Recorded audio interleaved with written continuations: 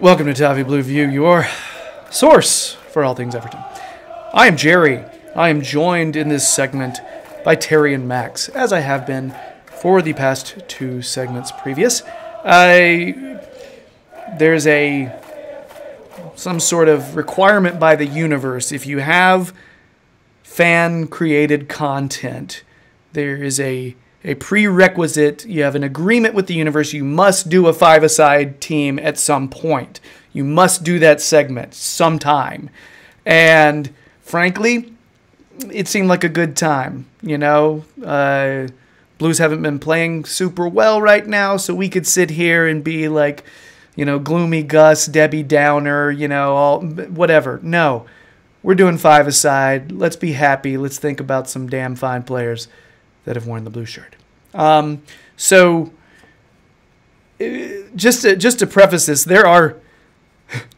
this is not Nam. There are rules. I'm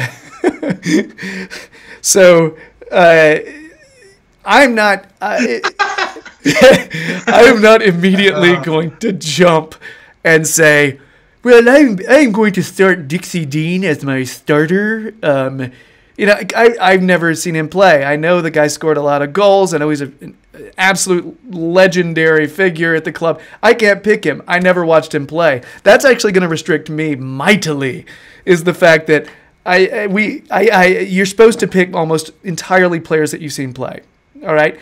I have allowed myself one player that I haven't seen play because he was still playing in the league when I started watching Everton.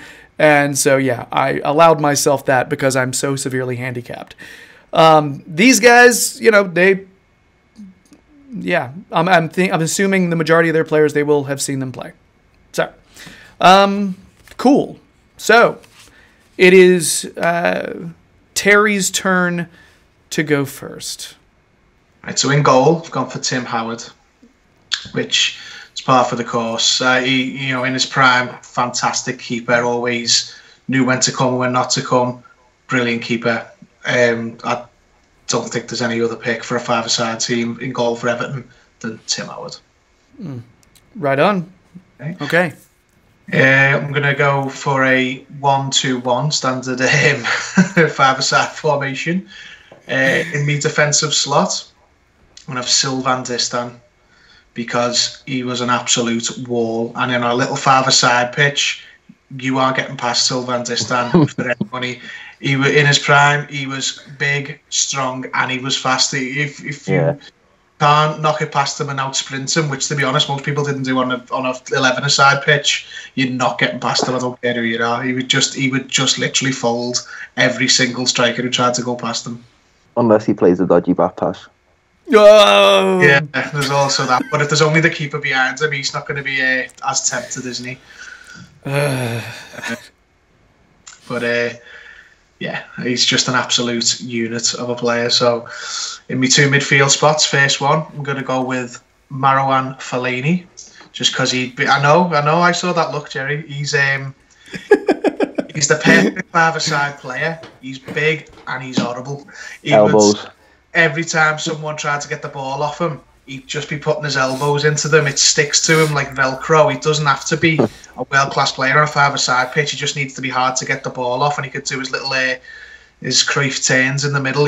People have rewrote history about Fellaini since he went to United. When he was at Everton, he had some towering performances on the five-a-side pitch. You'd hate trying to get the ball off him because you'd be coming away with sore ribs. Or your eyes swelled shut from all the elbows.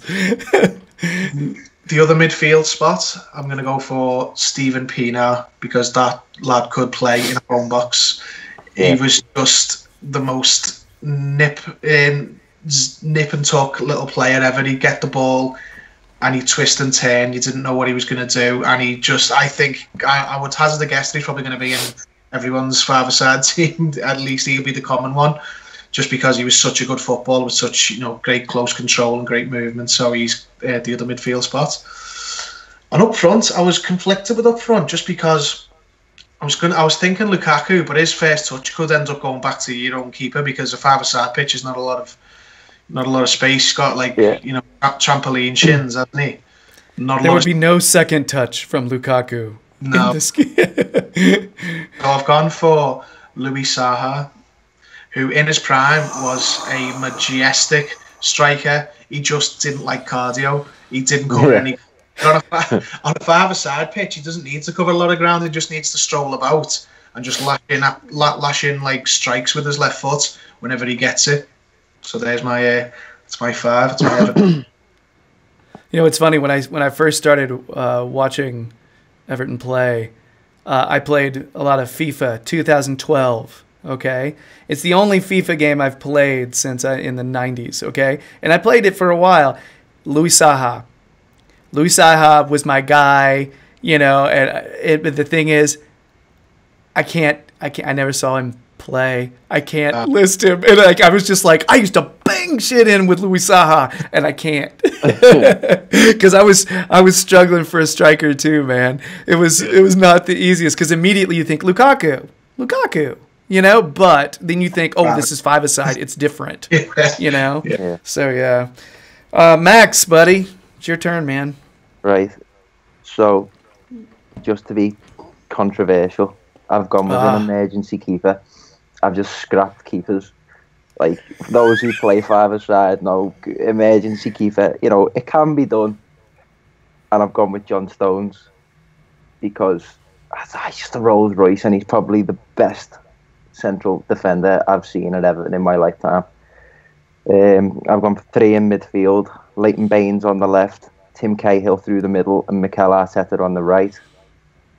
And ahead of them, I've gone for a 16-year-old angry Wayne Rooney.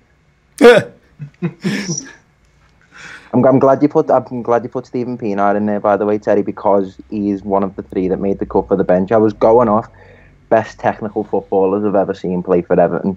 And thinking about it, Stephen Pienaar probably is. Like, the way he manipulated the football was just absolutely fantastic. But you need to have that element of grit in there, and I think I just went with Tim Cahill ahead of him because I feel like Tim Cahill on a five-a-side pitch, you're just going to be getting snapped at the ankles all the time, aren't you? You know what I mean? I've got Fellaini, and he's just going to pinch you when you're trying to mark him and stuff. He's going to be just need that bit of shithousery.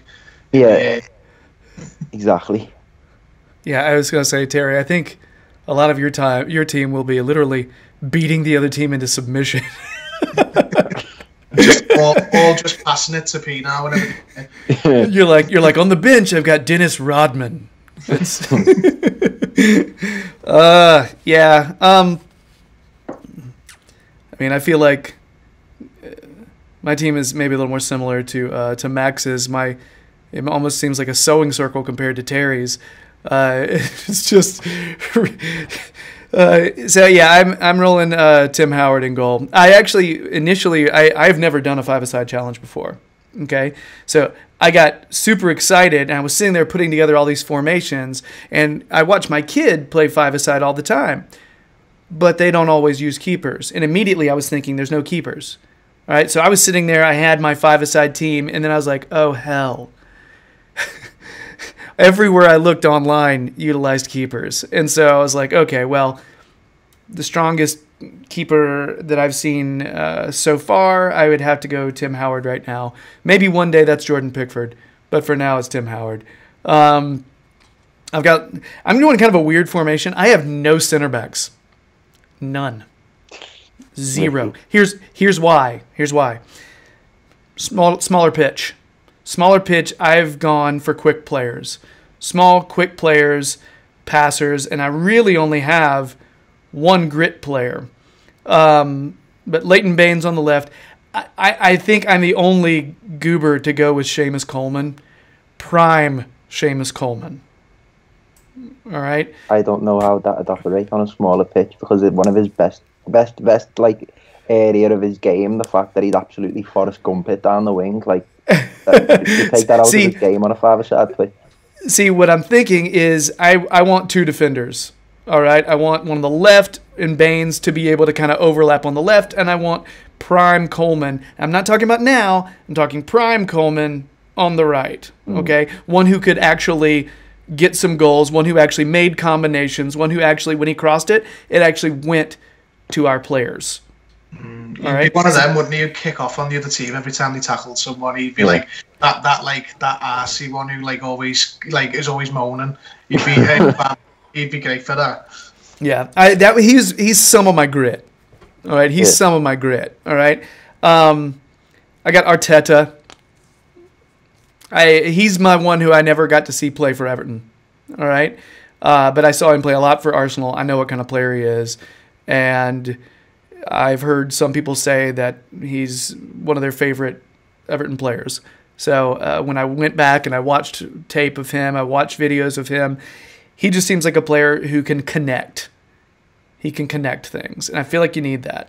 My biggest decision was between Pienaar and Cahill. That was my biggest decision. My bench right now, I've got Pienaar. Cahill is that extra bit of grit. But I like the idea of having Pienaar in because I can either put him in somewhere up front, I can put him in the center, or I can put him in on either the right or the left. You know what I mean? So, and I was this close to putting, and this is going to sound nuts, but I was this close to putting in Idrissa Gueye and having him be my only defensive presence. Tackle everyone to death. And just let him just go ape shit. And just having the rest of the team passers. And then Idrissa Gueye is the mop. I feel like Idrissa Gueye is that last bit of bread when you have a lot of sauce on your plate. And he's just sopping it up in the back. And that's Idrissa Gueye. The little pinch of bread. All right?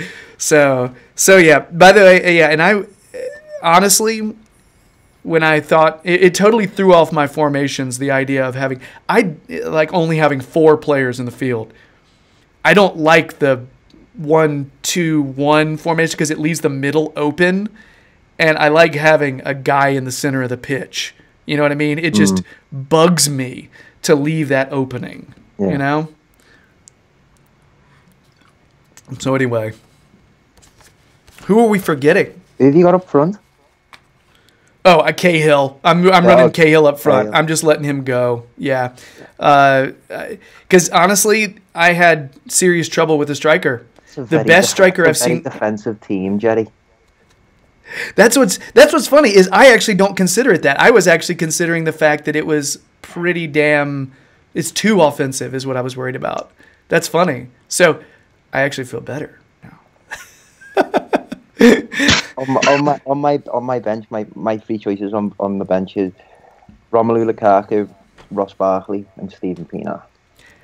Did we leave Ross out because recent sensitivities? You know what? No, I've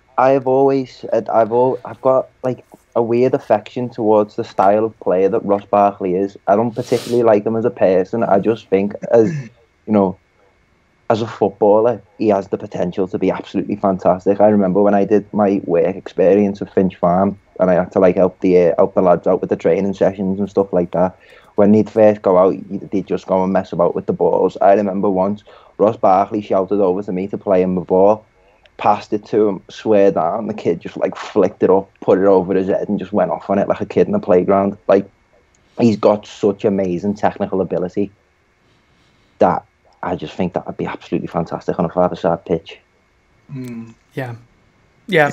It's something he occurred to me. He did. And I will totally agree. I still would rather someone that is more of a distributor on the center. You know what I mean? But on the bench, I think is a good play where you've got him, Max. The idea of being able to bring him in as instant muscle and energy. Yeah, that's a good spot. There's loads of players who you feel like who could feel hard done by not getting in. Like, if you're talking at their peak or the best time for Everton, you could go James McCarthy and Martinez's first season. Every time you got the ball on a 5-a-side pitch, he'd be on you straight away. Yeah. Gareth Barry could probably play in slippers. Yeah. See, I actually considered if I was going to go with a center back, I gave serious consideration to Peak Jags. Peak Jags is a hell of a center back. Yeah. He's a really good player. Yeah. And then you've got Yeah, that's the problem, though. Five-a-side is just, it's a much quicker game. Yeah. I remember one season he was clocked as being now this is fast, not quickness, but he was clocked as being one of the fastest players in the league. Yeah, that was one when season. when he was quite old as well, wasn't it? Yeah. Yeah, I remember that. It was like one of those strange facts, wasn't it? That he's one of the fastest players in the Premier League on a full sprint. I think that's a wind-up. He can't be. I support the team he plays for. I would have seen it. He didn't. Yeah. Was it Calvert-Lewin who said he was one of the players he hates to play against? Yeah, it because was. of his quickness? Because he's so fast, yeah. It's like... Yeah. One who I feel like we haven't mentioned who could get a shout in purely because his second touch was always his celebration, Jelavic. Yeah. Hey! I was seriously considering, the good Jelavic for my striker, just because every time he got it, he'd just score. He was scoring goals he had no right to even attempt to shoot for, and they'd just be flying in. First time, side foot, back of the net, no worries. All right. I was trying to think if there's other people we've forgotten, other players we've forgotten. Probably ones that I haven't seen play. Andrei Kanchelskis. Yeah, quite a few. I didn't get to see Bill Uladinov. He just first time, all the time, Rocky. Yeah. That'd be good on the left. Thomas Gravesen, he was just crazy. He'd have been everywhere. He's like, he'd have had no positional sense whatsoever, and he'd just be like, his eyes just be bulging at everyone, like shouting in everyone's faces. What was it like watching the Yak play for us? How strong of a striker was he? He's good. Peak Yak. Before his injury, he was class. He was he done his dead Achilles. strong and that, yeah. Oh, he did his Achilles? That sucks. That's awful. I remember, I'll never forget as well. It's weird. I remember one goal in particular. It was against Stoke away. I don't know why. I've just got a weird selective memory. He scored a goal, and I went, you know what? That looks just straight off a five-a-side pitch. That it was just one of those players. Right place, right time. Yeah. He was he was quality. He